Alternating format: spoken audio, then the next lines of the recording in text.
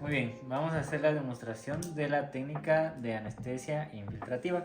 Esta está indicada cuando se van a realizar tratamientos cortos en una pieza.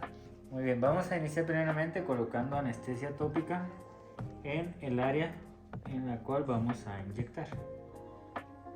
Tendremos entonces como referencias anatómicas la apófisis alveolar del ápice de los dientes. Entonces, cuando nosotros vayamos a inyectar, necesitamos buscar que la aguja esté arriba del ápice de la pieza dental que vamos a trabajar.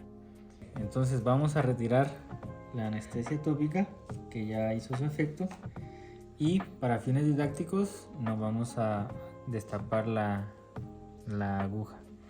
Sin embargo, vamos a tomar el labio y vamos a tensar los tejidos buscando la unión mucobucal, y vamos a posicionarnos en el eje largo de la pieza que se va a trabajar, que en este caso es la 1.1. Ahí es donde vamos a ingresar la aguja. Muy bien, entonces al ingresar la aguja vamos a administrar un poco de anestésico y después vamos a aspirar. Al momento de aspirar, si no sale sangre y no la observamos en el cartucho, entonces procederemos a administrar el anestésico, la cantidad que sea necesaria para el tratamiento que vamos a realizar. Muy bien, ahora procederemos a hacer la explicación del bloqueo infraorbitario. En esta técnica se utiliza como punto de referencia anatómico el agujero infraorbitario, que lo podemos palpar bajando del borde inferior de la órbita, más o menos a la altura del ala de la nariz, y presionamos un poco. Si el paciente refiere dolor, entonces quiere decir que estamos en una ubicación correcta. Esta técnica se utiliza para tratamientos operatorios en el sector anterior superior y para tratamientos quirúrgicos, porque también nos ayuda a adormecer la mucosa. Vamos a sentir un adormecimiento en el párpado inferior, el ala de la nariz y el labio superior. Muy bien, ya colocamos la anestesia tópica, entonces vamos a proceder a realizar la técnica de inyección. Primeramente debemos tensar los tejidos para que nos permita tener un campo de visión amplio. Como referencia para el sitio de inyección, la literatura nos habla de el primer premolar. Como nuestro paciente carece de los premolares, entonces vamos a colocarlo entre el canino y el primer premolar. Buscamos el pliegue mucobucal e ingresamos. Tenemos también la aguja, que es una aguja larga, por lo que vamos a ingresar solo la mitad de la aguja. En promedio son 16 milímetros. Aspiramos. Si no vemos sangre en el cartucho, entonces procedemos a administrar el anestésico necesario para el tratamiento que vamos a realizar. Ahora vamos a ver la técnica del bloqueo del nervio palatino mayor. Entonces vamos a tener como referencias anatómicas el agujero palatino mayor y la unión de la apófisis alveolar con el hueso palatino. Entonces la literatura nos habla de que tenemos que, con un hisopo, abramos, gracias, buscar la estructura que sería el agujero palatino mayor. Con el hisopo vamos a buscar una depresión que está a la altura del segundo molar superior. Muy bien, entonces con una aguja que se corta vamos a ingresar 1 o 2 milímetros anterior al agujero palatino mayor. Entonces en el libro se nos aconseja ingresar y doblar un poco la aguja para poder administrar un poco de anestésico.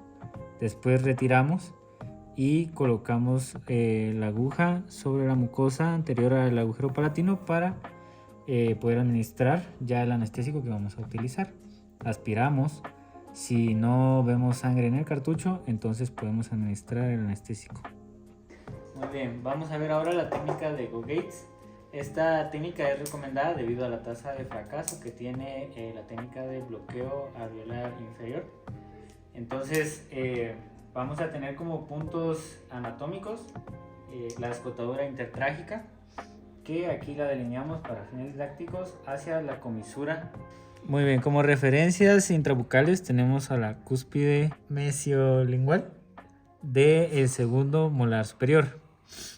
Entonces, la posición sería utilizando la comisura del lado contrario y la cúspide. Muy bien, debemos pedir al paciente que abra bastante la boca.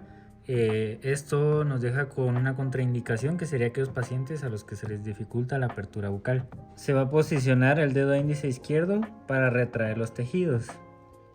La altura de la inyección es paralela de medio a 1 centímetro con respecto al plano de oclusión mandibular, dependiendo del espacio intermaxilar del paciente, colocando el cilindro de la jeringa paralelo a los premolares del lado contrario, que esto puede variar desde los molares hasta los incisivos, dependiendo la divergencia de la rama. Hay que dirigir la aguja en relación a la cúspide mesiopalatina del segundo molar superior, y para hacer la inserción de la aguja en la mucosa inmediatamente distal al segundo molar superior. Se introduce la mitad de la aguja lentamente hasta tocar el periósteo del cóndilo. Luego se saca 1 milímetro y se aspira, y se deposita la solución en este punto, indicando al paciente no cerrar la boca durante 1 minuto para permitir la difusión del anestésico, y se retira la aguja.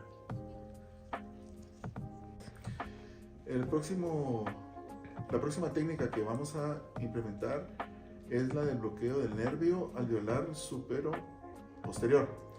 Vamos a tener como punto anatómico de referencia la tuberosidad maxilar detrás del segundo molar superior.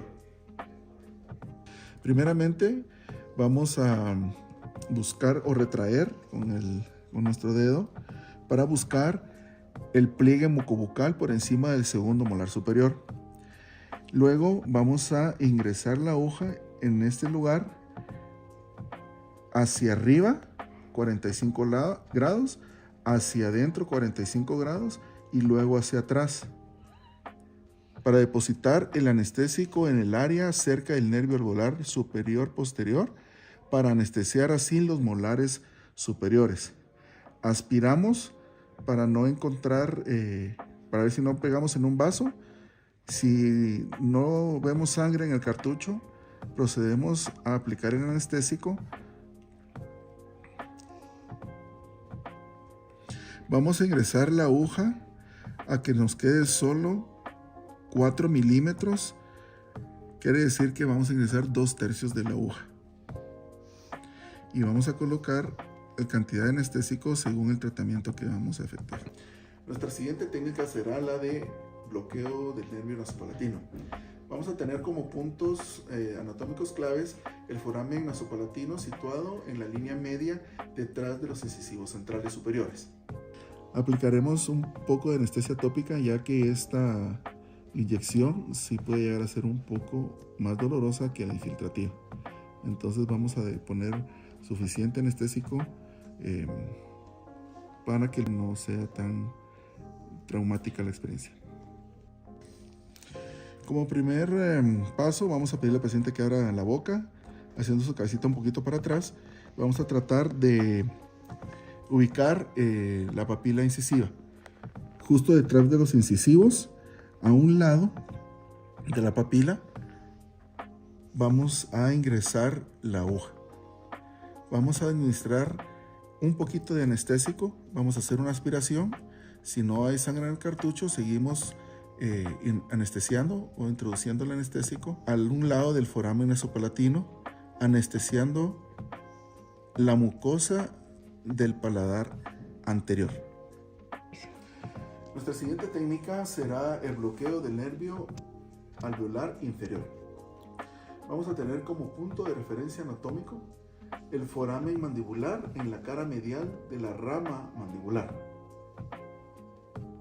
Puntos importantes que tenemos que tomar en cuenta es que tenemos que utilizar una aguja larga y vamos a medir de 8 milímetros a 10 milímetros sobre el plano oclusal inferior. Como primer paso, Colocaremos el pulgar en la escotadura coronoidea y vamos a palparla. Con los dedos que tenemos fuera de la boca vamos a palpar la parte posterior de la rama para así tener una idea de qué ancho tiene la rama del paciente. Desde la comisura del lado contrario que vamos a anestesiar, vamos a buscar la escotadura coronoidea y vamos a introducir la aguja. Topamos el hueso, hacemos para atrás un poquito y luego giramos paralelamente a la rama y llegamos hasta el tercio posterior de la rama. Aspiramos, si no hay sangre en el cartucho, volvemos a inyectar otro poquito de anestesia en el tercio posterior, luego el tercio medio y por último en el tercio anterior. Así vamos a tener el bloqueo del nervio alveolar, bucal y lingual en una misma inyección. Luego retiramos la aguja despacio y dejamos que actúe el anestésico. La siguiente técnica que veremos hoy es la del bloqueo del nervio mentoniano, que tendremos como referencia el agujero mentoniano que se encuentra cerca de las raíces de los premolares inferiores. Vamos a tener como primer paso palpar el agujero mentoniano en medio de los premolares. Luego, de haber palpado el foramen mentoniano, vamos a insertar la aguja en el pliegue mucobucal cerca de esta área. Vamos a depositar el anestésico en el área del foramen para anestesiar la región de los dientes anteriores hasta los premolares inferiores. Luego retiramos la aguja despacio para que no lastime al paciente.